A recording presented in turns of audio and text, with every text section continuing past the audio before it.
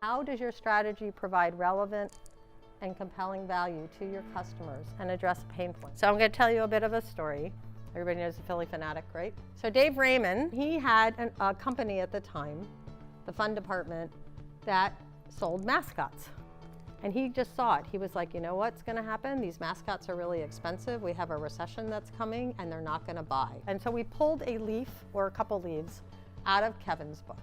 And we said, Dave, we need you to go and talk to your customers. Pick up the phone and talk to them. What do you value? What is the problem that we solve? What's the one thing that we don't do for you that you would like us to do? What are we doing better than our competitors? And he said, and it's unbelievable what I found out. I said, what happened?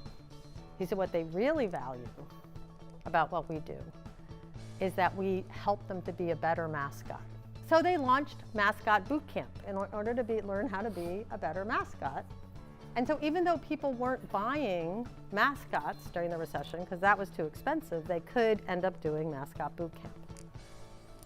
And so that's why we want you to get out and talk to people and make your own list.